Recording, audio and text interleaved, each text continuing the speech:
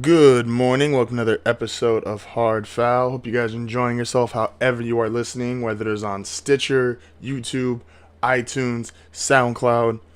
Thank you guys for anyone who is listening. As always, I appreciate the support. You guys are awesome. Two new things for this episode. I'm going back to posting the full videos on YouTube. I'm posting just segments and stuff and just the individual topics, not the full thing. I will be posting the full thing from now on YouTube as well. Also, shout out to the Reddit community who might be listening to this one. I just got involved. I was involved with the Bronco Reddit community, as I talked about in the other show. Pissed them off. So now trying to fit in with the podcast community on Reddit, and hopefully we get off to a better start. And yeah, hope you guys enjoy the episode. Welcome to the HardFoul team. Welcome. Today's going to be a really good show. This whole show, like every segment could show up on YouTube, honestly. Like I have a lot of stuff I want to talk about. I've got a lot of what I consider to be really cool topics. Some things that mainstream media will talk about, some things that they won't. It's also just Friday, and you just always feel better on Friday. It's also hilarious because my cat's just been staring at the wall, or really the roof, for like the last hour. Like normally he falls asleep, he lays on the bed and he falls asleep. He's just been staring at the roof for like the last hour. But anyway, let's get into it. Don't waste too much time going with a complicated intro.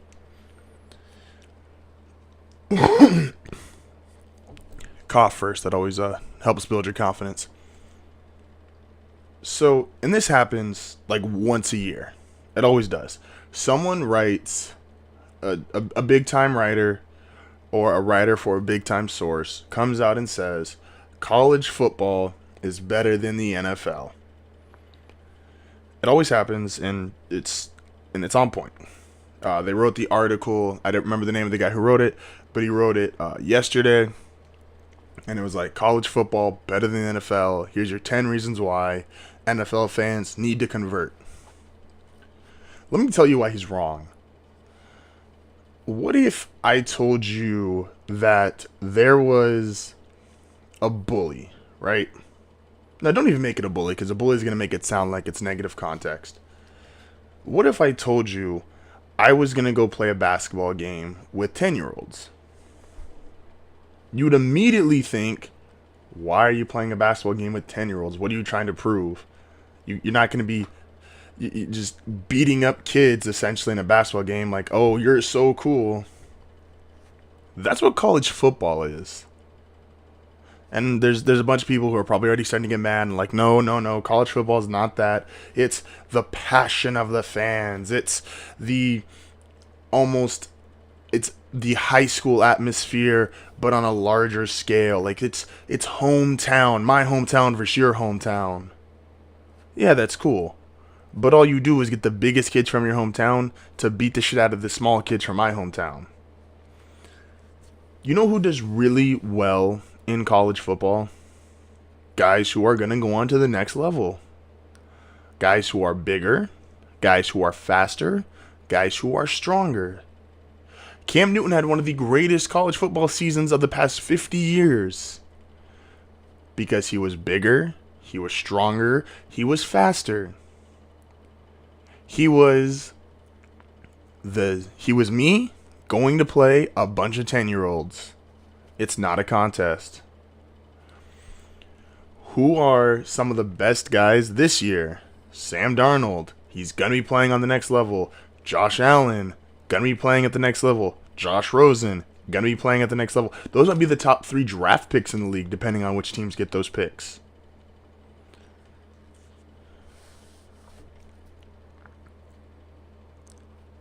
When you are the bigger, stronger, the faster, the just more ready to go guy, you have the advantage. And in college football, those guys are the ones who stand out because they're not on the same level as these other guys. In golf, they handicap you. In wrestling, they handicap you. In boxing, they handicap you. They don't handicap you in football. And the difference between college and the NFL is when you get to the NFL, everybody are the 5-star athletes. It's not USC versus Wyoming, and Wyoming's got 2 5-star athletes, and USC's got their whole roster full of them. Everyone's a 5-star at the next level in the NFL. They have coaches who are paid millions of dollars to enhance these 5-star athletes. College does have very well paid coaches too, but not the staff size of an NFL coaching staff. Who does really well in high school football?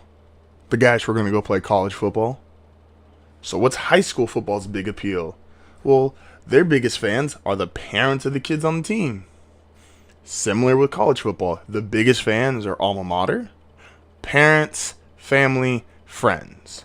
And then you've got some guys who are just really into the whole experience, and they're a USC fan despite being from like Idaho.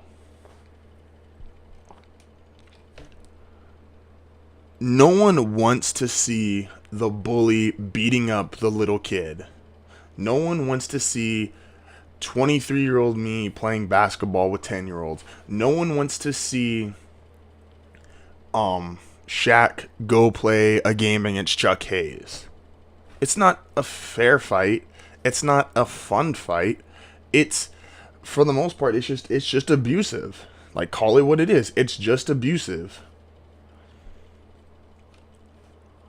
College football, better than the NFL? Not even close. Is it a great product? Yes, it is. But so are sex toys. And those are its own thing.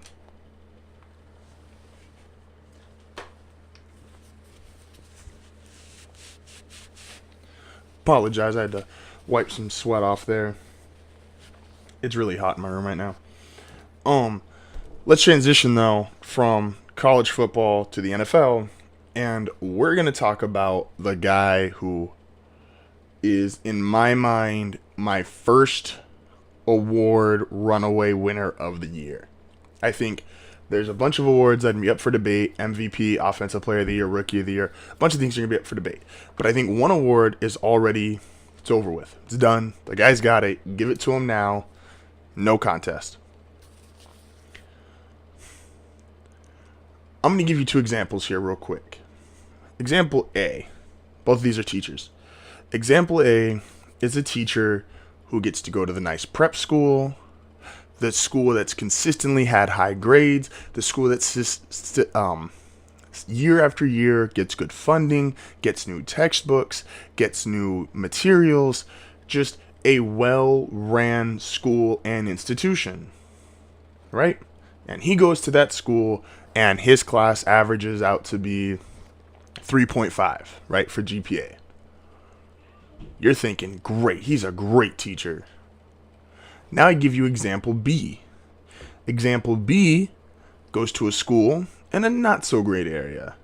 A school that doesn't get as much funding, has old textbooks, does not have access to the resources, has some misbehaving, challenging kids that he has to work with, has some not as attention to detail or well-managed superiors.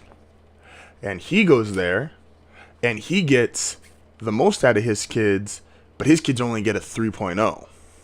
Who's the better teacher? If I gave you these two scenarios, I think the common person's going to go with the guy who goes to the less fortunate school, has less to work with, and gets a similar result. Well, if we look at the NFL, there's two guys who have jumped out to the leaderboard for Coach of the Year. Vance Joseph with Denver, who's 2-0. Sean McVay with the I'm already messing up. Sean McVay with the Los Angeles Rams. Vance Joseph, as big of a Denver diehard fan I am, is not Coach of the Year. Love him, but he's not Coach of the Year. And why is he not Coach of the Year? Because he inherited a top 5 defense. He inherited 2,000-yard wide receivers. He inherited what is a pretty good draft pick after coming off a year that he wasn't involved with. He inherited John Elway, who's a great general manager, a great boss. and he inherited a winning organization in the Denver Broncos. Sean McVay, on the other hand, inherited the Rams, who just moved to Los Angeles, who have shaky ownership, who are not a winning organization, have honestly a 10-year stretch with Deacon Jones and that defensive line in the 60s, 70s, and then a 4 or 5 year run with Kurt Warner and the greatest show on turf. Otherwise, that franchise is far closer to the Cleveland Browns than they are the New England Patriots. Sean McVay goes into that situation, and whereas Vance Joseph, Denver's defense is playing great, but they were already great before Vance Joseph. Sean McVay went to the Rams, who had Jared Goff, who was seen pretty much as a bust already by most people. Todd Gurley, who even though he was the Rookie of the Year, had such a down second season, people had to give up on him. A guy in Tavon Austin, who people were like, yeah, he's explosive, exciting, but Trade for Sammy Watkins, and they're like, yeah, I mean, he's shown flash, but it's the Rams. What are you going to do? Have you watched the Rams this season? Like, have you paid attention to what they're doing right now? That team has Jared Goff, looking like a Pro Bowl quarterback. Todd Gurley is the first player since Calvin Johnson to have 6 touchdowns in his first 3 games. Sammy Watkins came alive last night. Tavon Austin's hurt, so he hasn't been doing as much. But that offense is a complete 360 from what they were a season ago. If I told you that as bad as Jeff Fisher is with offense, which is he's probably ended guys' career because he's not familiar with the nuances of offense. Sean McVay has resurrected, revived, replenished, use any big word you want, but he's done a miracle with the Rams. And he's coming from a position of no power. No one thought Jared Goff was going to play this well. No one thought Todd Gurley was going to rebound like this. No one thought the Rams are going to be good. The only thing you don't give him credit for is the defense. Because like I said, the defense was already really good from last year. He has Aaron Donald. He's got some other really good players. And the thing he has that really helps out is Wade Phillips. In a year, it's not far-fetched to say Sean McVay as the head coach / offensive coordinator and Wade Phillips as the assistant head coach / defensive coordinator is the best personnel in the NFL. You could take all 32 teams, compare offensive and defensive coordinators, and Sean McVay and Wade Phillips, despite the biggest age gap of any of them, Wade Phillips is 73, Sean McVay is 31, that is the best set of coaches to be calling your offense and defensive plays. Sean McVay is the teacher that has less to work with, goes to the harder situation, and he's doing more with that situation than even Vance Joseph. Sean McVay is your 2017 NFL Head Coach of the Year. He's winning with the Rams. Come on now. Only competition is if it's like Hugh Jackson turns around and the Browns win the next 14 games. Then, Hugh, you got it. You win 14 games with the Browns, they'll probably put you in the Hall of Fame.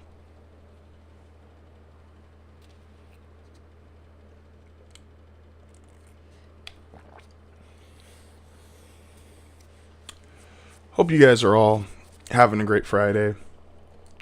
It's early, but hope you guys all have a great Friday. Hope you guys all have a great weekend.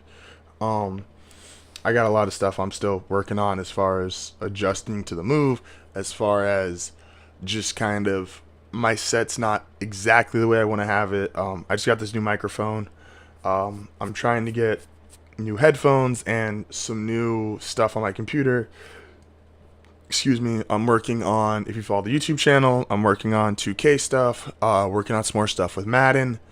I'm just trying to work, guys. Trying to make this as smooth and well run an operation as I possibly can. And it takes a lot of time, but I love doing it. I'm enjoying myself. I'm not stopping anytime soon. And it's just overall wonderful process, and Like I say at the beginning of every show and the end of every show, please, please, please go find me on Stitcher. Go find me on iTunes, SoundCloud, uh, YouTube, Facebook, Twitter, Instagram, HardFoul Podcast. On Snapchat, I'm JKid9080.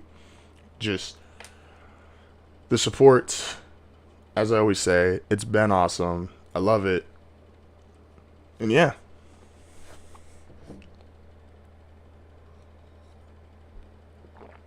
Had to take a coffee break.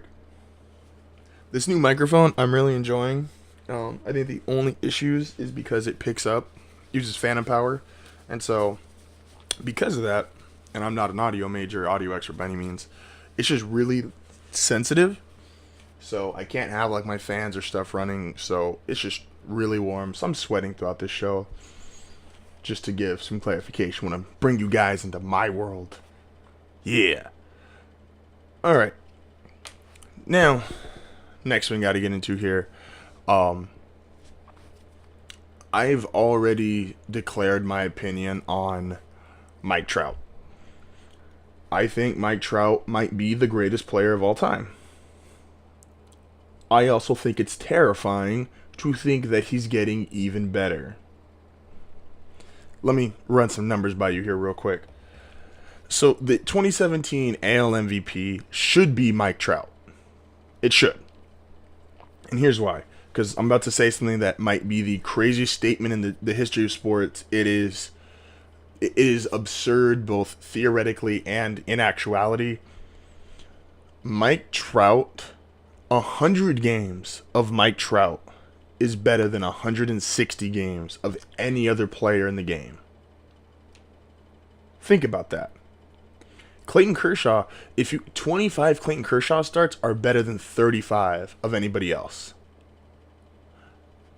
100 games of Mike Trout are better than anyone else. The only other player I can even think of that this has ever been the scenario is Troy Tulowitzki during his prime. 120 games of Tulo was better than the next best shortstop. But shortstop was on a decline. There was not as much talent in the position. If Tulo was at that level he was playing now, he would not be 120 games better than the next guy. Mike Trout currently is. Can we think about this for a second? That if Mike Trout was eligible, he's not eligible right now, but if he was eligible for the statistical leaderboard, he would have the second highest on base in baseball, the second highest slugging in baseball, and doing this all while playing center field at a Gold Glove level. We understand there's only been like one other guy to ever do this, right? Like, doing it at that position, and that's Ken Griffey Jr. And the last couple guys that you could say that were the top two on base and sluggers in the league, that list is Albert Pujols. That list is Barry Bonds. That list is Ken Griffey. And then you've got to go back to the McGuires. Sosa did it. Sosa did not do it. I'm sorry. It was Mark McGwire did it 1 year. And then you've got to go back to like all-time legends like Alex Rodriguez and have your opinion of him. He was one of the greatest offensive players you've ever seen, and he never did this. The MVP, which baseball has no idea how they want to vote for the MVP every year. I mean, last year Mike Trout won MVP. His team didn't make the playoffs. Chris Bryant won it, and it was the best player on the best team argument. Mike Trout just looks different than most guys, right? Like, he does stuff that it's like, oh my gosh, what did I just watch? Deion Sanders used to run back pick sixes, and he'd be high-stepping 40 yards out. And you're like, how is he that fast when he's high-stepping? The man's celebrating, mocking the other team, and he's still that fast. So the MVP, as far as baseball writers are concerned, is probably going to go to Jose Altuve and Aaron Judge. And they can't compete with Mike Trout. Let's take three very big things here really quick. They can't hit like him.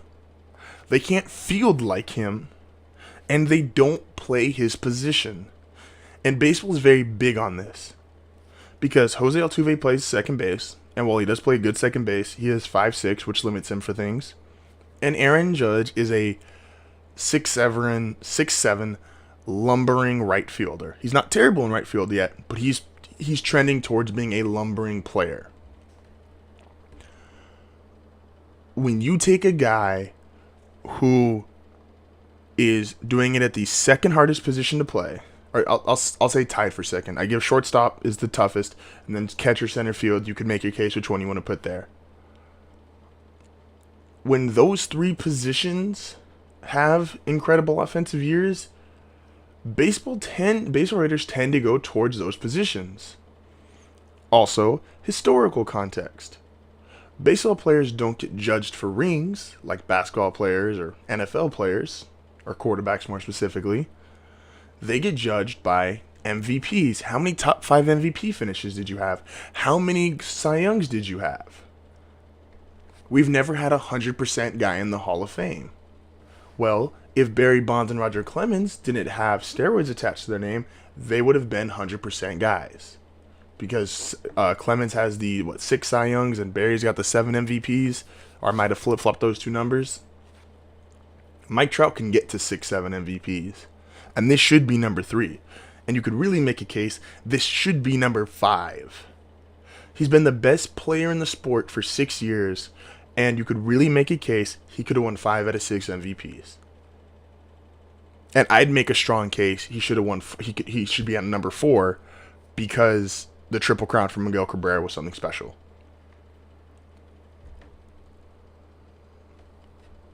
Jose Altuve, great player. Aaron Judge, great player. Ramirez from the Indians, great player.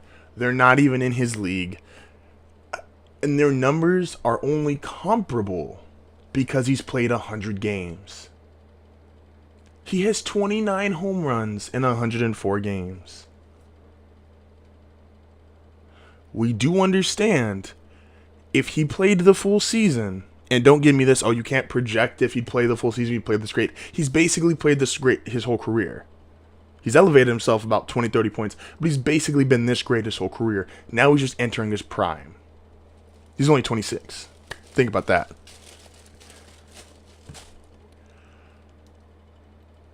Mike Trout had played a full season, is a high 40s, like 46, 47 home runs, 46, 47 steals, and his 320 to 330 batting average, playing center field.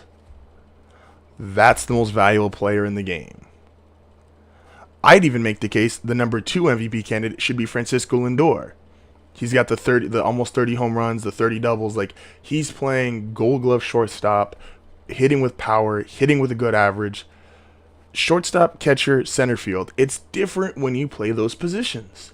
And baseball guys know this. Mike Trout is the GOAT. And he's getting even better. Mike Trout is the 2017 AL MVP.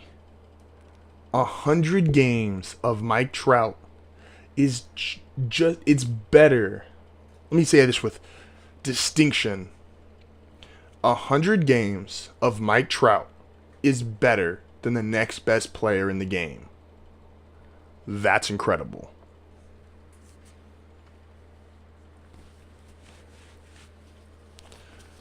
There's just guys who, like, when I do my player appreciation segments from time to time, I'm really thinking to myself, and I'm like, wow, you can't really think he's that great. You know, like, I always think that I'm going to find something that's like, oh, okay, well, you know, if, like, when I talk about Kobe, it's like, yeah, you could point out the 3 or 4 years that he wasn't in the playoffs.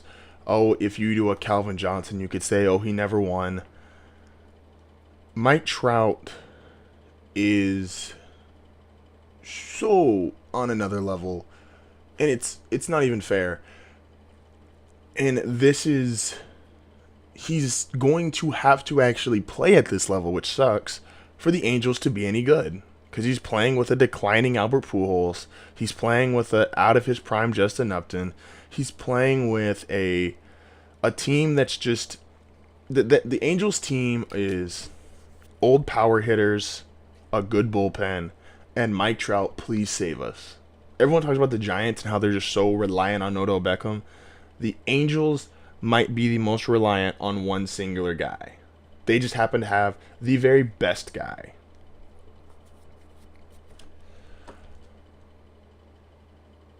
Gosh, I love Fridays. Like, you just wake up on Friday and you're just like, yeah, let's do it. I have been, excuse me. So, I've been doing lists every day this week, and today is my top 5 NFL teams. And I felt kind of, I was a little indifferent about this one. Because obviously I am going to put my team really high. That's just personally how I feel about it. And then I started to think, I was like, okay, well, where do you draw the line on bias and how effective and how good Denver actually is? Well, I'm the wrong person to ask that, so that's going to kind of reflect in my list. If I had to rank my top 5 teams once this stops making noise for me. Okay, there we go, cool. My number 5 team heading into this is the Oakland Raiders. And everyone's going to point out, it's like, oh, you have the Raiders in the Super Bowl. How are you not going to have them higher in your top 5? Well, it's because I think the Raiders have the single-handedly the best side of the football in the offense. Their offense is the best in the league. Their defense is that bad, though. Their defense might actually be the 3rd worst defense in football to only the Jets and the Saints. And Lord knows if the Saints will ever play defense again. Number 4 team, I have the Patriots. Yes, I am doing this strictly out of reputation, and it's honestly only because I feel like if I don't have them in my top 5, I feel like it's going to bite me in the ass. I don't think they're a top 5 team. I don't think they're as good as everyone says they are. But I just there's certain things I just think you shouldn't try to mess with. You shouldn't try to budge or push. The Patriots are one of those teams. They are that good that you're like, ooh, if I go against them, it's really going to kick me in the ass. I was one of those dudes who was tweeting and putting on Facebook all these memes and all these shout-outs during the Super Bowl. It's like, ha-ha, Patriots, Tom Brady's on his back, the run's over, ha-ha, they're up 28-3, let's go. And I had it shoved so far up my ass. I'm like, until Brady retires, I'm not going to discount him entirely. I will discount him in certain aspects of his game, but I will never discount him entirely. Number 3 team, the Atlanta Falcons. I think the Falcons are really good. I think people don't understand how good they are because of the Super Bowl loss, but I think that defense, it looks like Seattle's defense before Seattle's defense became the Legion of Boom. They've got really good corners, really fast linebackers, good pass rushers. Do I think it'll become Seattle's defense? No, but I think they have a chance to turn into one of 2 teams that has legitimately, or one of 3 teams that has legitimately a great offense and a great defense. Number 2 is the Denver Broncos. Yes, and I will defend this against anyone because Denver is the team who I think has the biggest upside in terms of it can have an all-time defense and a great offense. If Trevor Siemian, and I don't think he's throwing 4 touchdowns every game, obviously, but if he plays the way he's playing on 3rd down in terms of converting, in terms of efficiency, do you realize, think about this. The number one thing you hear about teams with great defenses, and it's usually a bad offense, because that's how salary caps work. The offense doesn't do enough, and the defense is on the field for 35 minutes a game, 40 minutes a game. Denver's killing time of possession. Trevor Siemian's keeping the offense on the field. So even if you don't always get a touchdown, even if you don't always get a field goal, if that defense only has to play 25 minutes a game, they're going to run roughshod through the league. You're telling Vaughn, oh, you've only really got to play heavy minutes in the third and fourth quarter maybe, and during that time, it's all pass rush because you're going to have a lead? Hands up, guys. Like, you can't do anything with that team. The number one team, and I'm reluctant to say this, it is the Chiefs. Whereas I believe Denver can become that, and I think even has a higher upside than Kansas City. Kansas City is just the best coach, offense, defense, special teams. They're A- at every single one. And while I think, like I said, Denver's A+ at defense, has a chance to get to A, that A- rating on offense, has a chance with the Isaiah Kitty A- defense. The Chiefs are already there. The Chiefs are already really good. And Alex Smith is showing why he's showing why he was the number one overall pick. Like, this is what they look like. Efficient, accurate, can throw deep, can throw short, can make plays with his feet. He already does all that. This is the Alex Smith peak. Happened to be in year 12 in the league, but he peaked. Chiefs, number one team. So, to recap, Chiefs, Broncos, Falcons, Patriots, Raiders. But Denver will be number one if they get to... Denver will get to number one if they get to 4-0, because that'll mean they will have gone to Buffalo and beaten a good Buffalo team, and then played the Raiders and beaten the Raiders. And if they beat the Raiders and go to 4-0, y'all ain't going to even want to tune into the podcast, because I might just talk about Denver for an hour.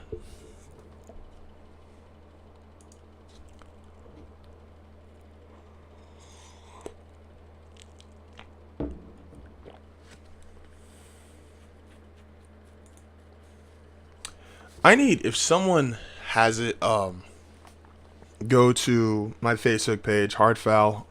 I'm trying to look for other really good sports podcasts, but I'm not trying to look for, like, the general, like, there's a lot of guys who have radio shows and they just get to convert the radio show into a podcast. I'm not looking for those. I already listened to one or two of those. But just people who aren't a part of mainstream media, people who just have really good podcasts. I'd like to listen. I like to... I don't call it style biting, but I like to listen to different cadences, techniques, styles that other guys use. I don't call it style biting because I think there's a certain range that you're allowed to kind of explore when you're figuring this stuff out. And I don't think I'm perfect at it. I'm trying to improve. I like to think I can use a technique that works for somebody and I can implement it and use it in my own way. So, yeah.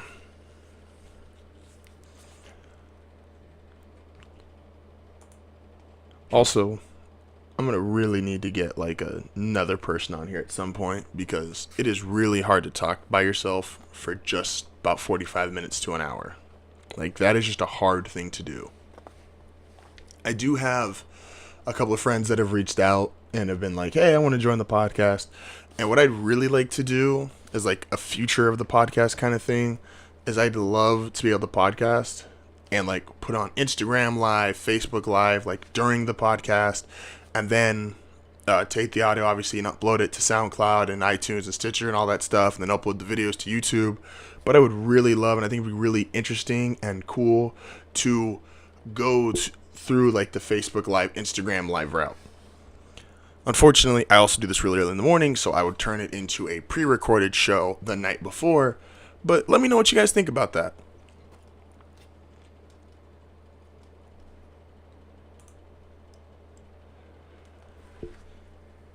One of my favorite things to do, and I've told you guys, I've gone to the casino a lot. I'm into gambling.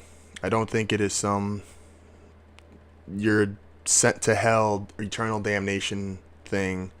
I think there is context to it. If you go too far, any addiction is a bad addiction.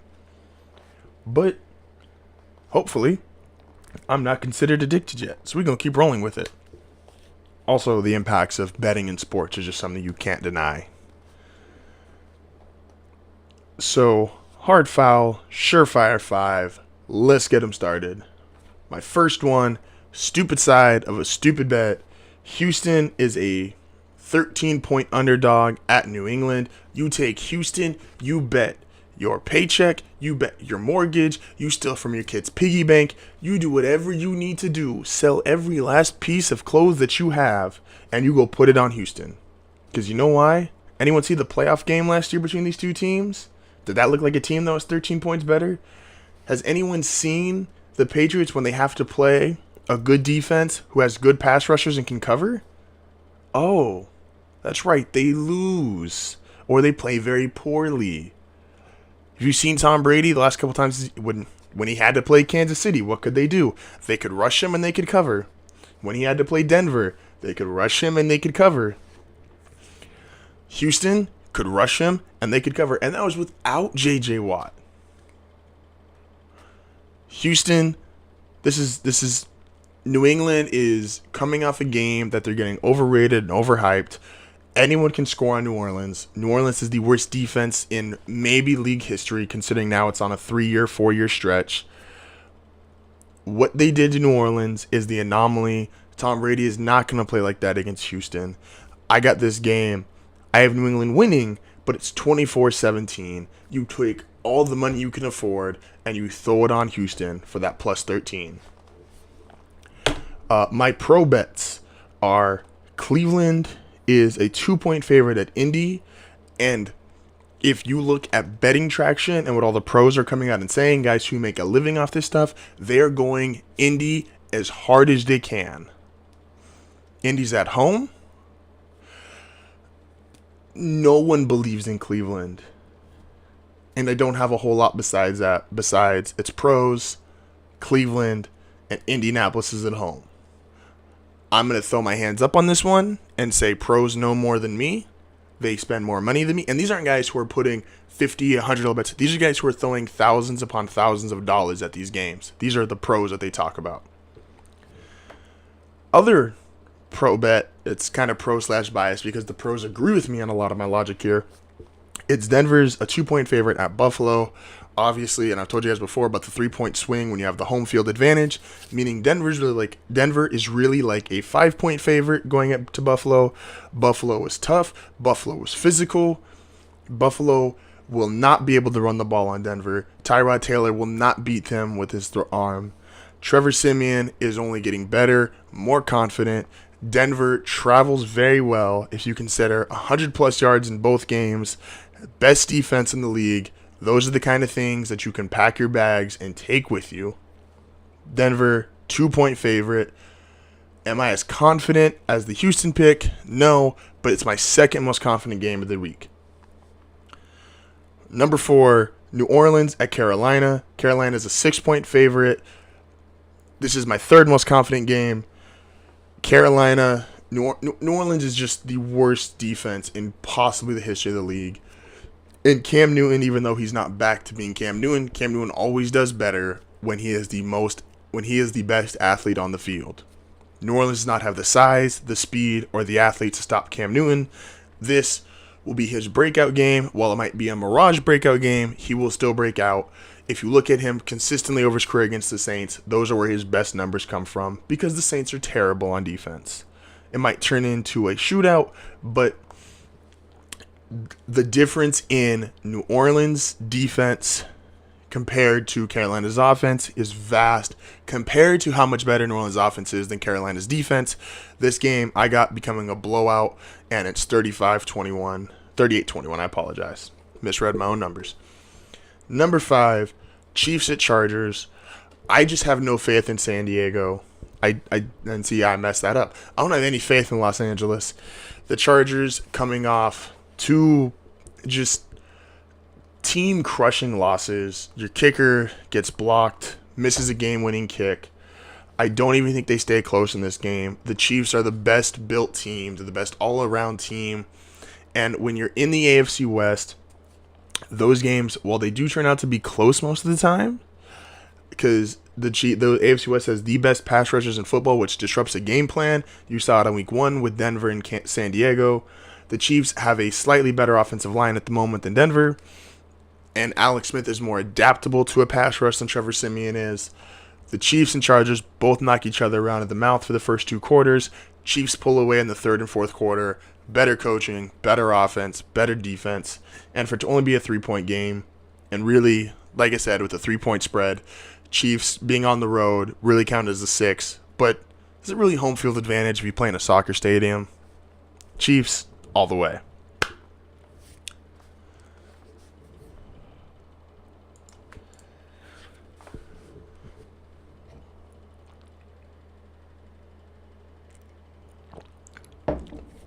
Now let me talk about something that is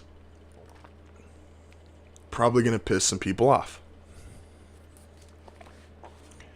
Everybody loved it and thought it was great when Charles Barkley came out and said what he said about the NBA schedule. They're changing the schedule. You know, these guys make all this money and they're pampering to them and they're catering to them. How will these poor guys ever do it? Flying these really big fancy jets, having all of this, just the luxuries that they're afforded, all these nice things, and they got to go and play back-to-backs. And there's this crowd of people that are like, oh my gosh, the average person goes to work 5 days a week. Why can't these professional athletes do it in much nicer conditions? They get paid so well, just all the luxuries they're afforded. And then there's the people who are like, there's the science community that's like, well, rest is actually needed because a lot of these guys are suffering post-career effects and conditions, and you guys know how I feel about that. I've always been of the mindset, if you go to play in the NFL, you go to play in the NBA, you go to play in the Major League Baseball, you run the risk. In the NFL, someone's going to clean your clock. In baseball, you're going to hit with the baseball. And in the NBA, you might wear out your legs quicker because you're using them and you're putting more torque and stress on them than you would in a normal line of work. But no one feels bad for the construction worker who puts himself in danger. No one feels bad for the missing my word here. The guy, the driver, the chauffeur, if he's going and he gets, you put yourself in risk for whatever line of work you're doing. Can we also understand, though, the main reason why the schedule change is not a big deal is fans don't care about it. Like, as fans, we just don't care. What I mean by fans don't care? There's a movie coming out, Jeepers Creepers 3, right? And I'm going to go see Jeepers Creepers 3. A lot of people aren't. And why aren't a lot of people? Well, because the director of Jeepers Creepers 3 is a convicted pedophile who, and I really don't want to bring up the case, but in the 90s, convicted, had a sexual assault case, and so he's convicted pedophile, served time in jail. And I'm of the mindset, shoot pedophiles. Personally, I'm like, if anyone deserves death penalty, that's who I go for. But there's this crowd of people that are like, oh, don't go watch the movie because you're supporting the pedophile. And you know what's going to happen? Is Jeepers Creepers 3 is probably going to have, and it's only showing in select theaters, but it's probably going to have a really good debut. It's probably going to sell really well. It's probably going to be sold out in most theaters, and the world will go on. Why? Because the internet is much louder, but not a whole lot of substance. Like, the internet is really loud. You know, I'm going to compare it to Bernie Sanders is the most liked politician on the internet. Somehow he lost to Hillary Clinton, who was not anywhere close to being the most liked person on the internet. This is because the internet, while as loud as it is, turned into like 10 votes for Bernie Sanders. People talked about, would Bernie have beaten Trump? And they're like, the internet's like, of course he would have beat Trump. Are you kidding me? He was a real man. He had ideals. He would have done the same thing he did against Hillary Clinton, which is lost. Because the internet likes to talk really loud, but they don't have a lot of substance, and they don't back up what they say. No one came out and was like protesting this guy getting a job. No one was protesting this guy signing with the studio. No one was out there making all these claims and saying we should do this beforehand. They just came out and did it once his movie was going to be out. Because people, for the most part, are very reactionary. And that's fine.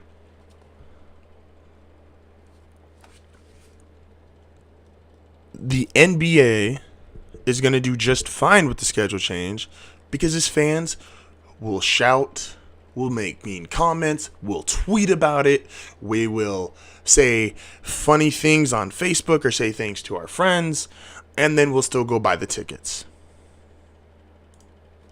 Take the Kaepernick issue. Kaepernick has almost zero affected ticket sales or NFL watch time. Yes, NFL watch time and ratings are down, but they always start down. And they were down last year because we had a historic election in terms of how polarizing it was. And I don't know if you've noticed, but if you live in the USA or just the world, more specifically the USA, we've had these weird things, these what's the word for it? Oh yeah, these natural disasters that keep showing up left and right. Irma, Harvey, and the earthquake down in Mexico, those are things that'll draw and take away from the NFL. Fun fact. Fans can sit there and say they're catering to these guys too much. Oh, they make too much money, they should have to play. Oh, they're more than they're being babies. We'll like it when Charles makes his snarky comments. We'll like it when these older guys say, back in my day, I would have done it. But in reality, fans don't care, and we'll still go buy tickets. We're still going to go watch Jeepers Creepers 3. Bernie still won't get elected. And not to bring politics into this, but a term that's always thrown around in politics is the silent majority. Well, if you believe in the silent majority, and I think after this last election, a lot of people are like, oh my gosh, they're real. Doesn't that mean the people who talk the loudest have to be the silent minority? Just think about that as you watch your NBA games, whether it's back-to-back or not. Anyway, you guys, once again, hope you guys all have a fantastic Friday. Hope you guys have a fantastic weekend. Shout out, I have two friends actually right now that are in Vegas. Shout out to them. I got a friend whose birthday it is, so I'm going to be celebrating her birthday tomorrow. I'm sorry, on Saturday. Celebrating her birthday tomorrow. I was going to say Sunday, but it's tomorrow. Don't forget, like always, Facebook, Instagram, Twitter, HardFoul Podcast, YouTube, HardFoul Podcast, Snapchat, JKid9080, iTunes, Stitcher, SoundCloud, HardFoul Podcast. You guys are awesome. I appreciate it. Like I said, I think the next week or two I'll be collaborating with a couple friends and have guests on. And like I said, I want to start doing Instagram and Facebook Live for the shows, but they will become pre-recorded, obviously. I'm actually pretty good about not being pre-recorded. Like, I wake up just super early and I do the show, edit, break it down, and put it out. So, yeah. But like I said, have a great Friday. Have a great weekend. Peace out.